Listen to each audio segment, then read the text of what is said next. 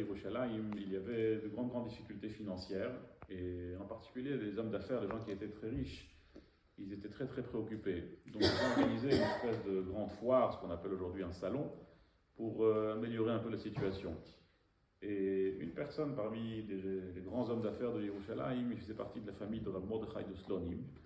Et lui, il n'a pas du tout participé à toute cette entreprise. Il a décidé que pendant cette période, il allait aller quelques jours dans la ville de Tveria. Il y avait là-bas à l'époque une grande communauté de chassidim de Slonim. Et il s'est enfermé là-bas au Beit HaMidrash, il a commencé à étudier. Et son oncle, c'était Rav Mordechai de Slonim, le Rebbe.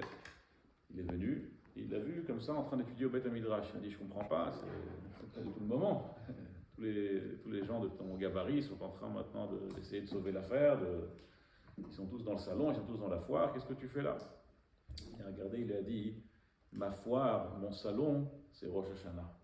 Le salon pour toute l'année, c'est Rosh Hashanah. Ces jours-ci, quand on dit Rosh Hashanah, c'est Rosh Hashanah, c'est Yom Teshuvah, Yom Kippour.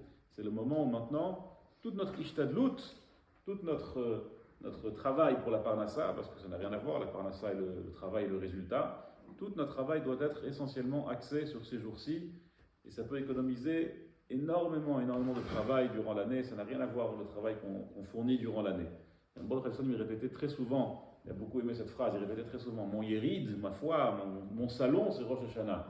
Quelqu'un m'a raconté il y a quelques années, il était dans un minyan à Yom Kippour, il y avait là-bas un chazan, un neila. Juste avant la neila, il se retourne et il dit, voilà, n'oubliez pas, je fais aussi les mariages, les bar mitzvah, les brit milah. Comme ça, il a commencé à faire sa pub devant le Kahal. Bon, il m'a raconté ça pour me dire que ça l'a beaucoup dérangé.